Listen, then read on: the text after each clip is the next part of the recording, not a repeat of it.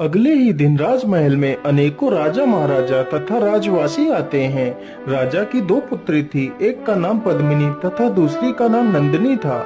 पद्मिनी हमेशा अपने पिता की तारीफ किया करती थी, जबकि नंदिनी हमेशा सच बोलती थी। महाराज आपकी जय हो।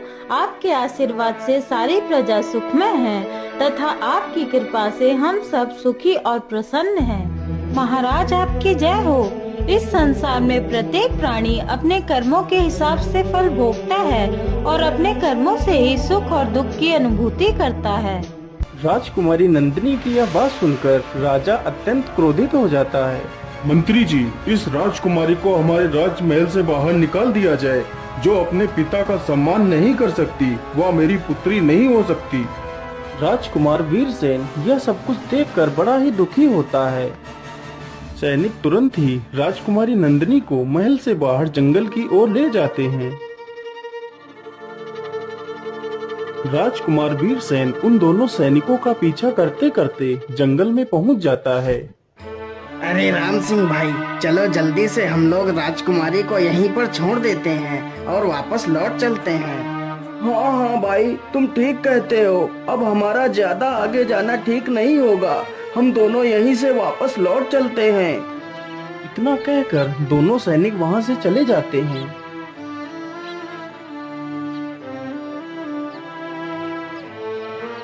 हे भगवान, ये जंगल तो कितना डरावना है। मैं इस जंगल में अकेली कैसे रहूंगी। राजकुमारी जी, आप बिल्कुल भी चिंता मत करो, मैं यहीं पर हूँ। लेकिन तुम कौन हो। राजकुमारी जी, मेरा नाम वीरसेन है। मैं आपके राज्य में ही रहता हूँ। आज जो आपके साथ अन्याय हुआ है, मैंने उसे अपनी आंखों से देखा है। लेकिन आपने जो भी कहा वह एकदम सत्य है। दुनिया में प्रत्येक प्राणी अपने कर्मों से ही सुख और दुख का अनुभव करता है। लेकिन वीरसेन, ये जंगल तो खतरों से खाली नहीं है। हम लोग यहाँ पर अकेले कैसे रहेंगे। राजकुमारी जी, आप चिंता ना करिए। आप मेरे साथ मेरे घर चलिए।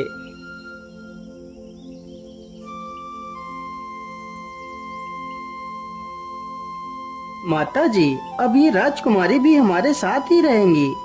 अरे नहीं नहीं, मैं राजकुमारी को अपने घर में नहीं रख सकती। यदि महाराज को पता चल गया तो वह मुझे मार डालेंगे। मैं ऐसा नहीं कर सकती।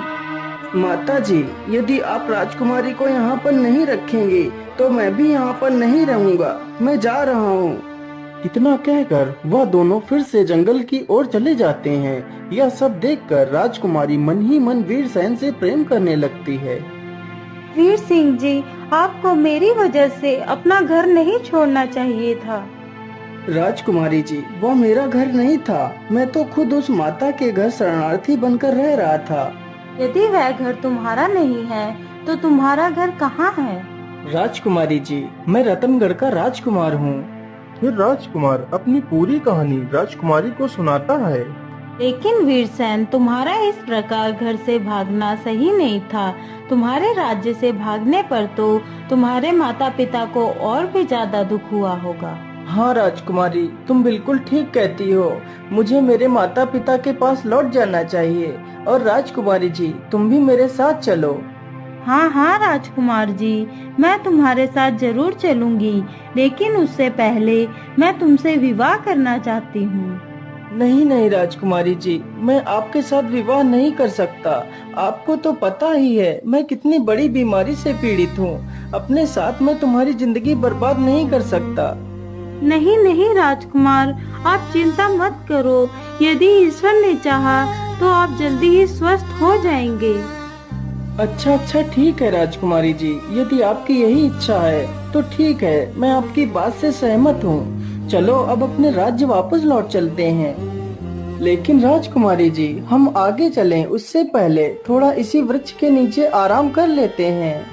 फिर वे दोनों पेड़ के नीचे आराम करने लगते हैं। ओम। अरे, ये आवाज कैसी। मुझे लगता है कोई संत अपनी तपस्या कर रहा है। चलो चलकर देखती हूँ।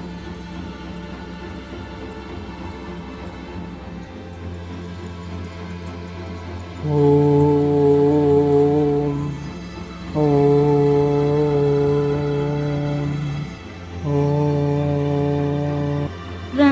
साधु बाबा। तुम कौन हो पुत्री, और इस जंगल में अकेले क्या कर रही हो? हे साधु बाबा, मेरे पति के शरीर के अंग धीरे धीरे गल रहे हैं, क्या इसका कोई इलाज नहीं हो सकता?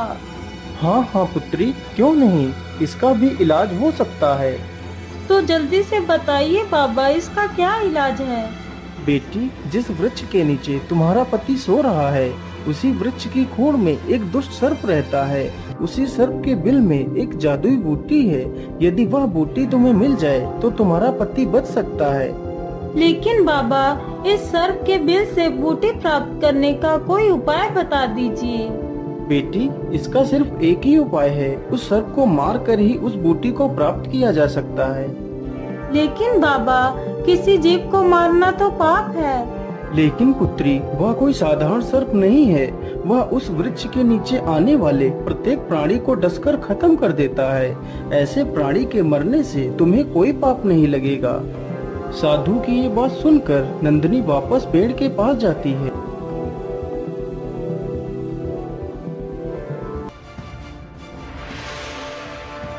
अरे ये क्या, ये सर्प तो मेरे पति को डसना चाहता है। आज मैं इसे जिंदा नहीं छोड़ूंगी।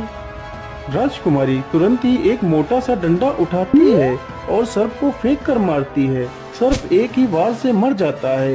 राजकुमारी जल्दी से पेड़ की खोर से बूटी निकालने लगती है। अरे, इस पोटली में क्या है? इसमें तो सोने के जेवर हैं। राजकुमारी खजाने की पोटली रख देती है और फिर से पेड़ की खोर में हाथ डाल देती है। कुछ देर ढूंढने के बाद वह जादुई बूटी मिल जाती है।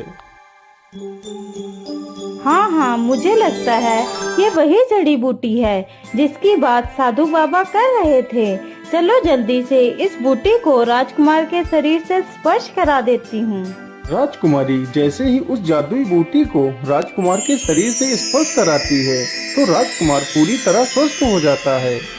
अरे राजकुमारी जी, ये आपने क्या किया? मैं तो पूरी तरह स्वस्थ हो चुका हूँ, मानो मेरे शरीर की सारी पीड़ा समाप्त हो गई हो। मैंने कुछ नहीं किया स्वामी, सब कुछ उस परमात्मा ने किया है।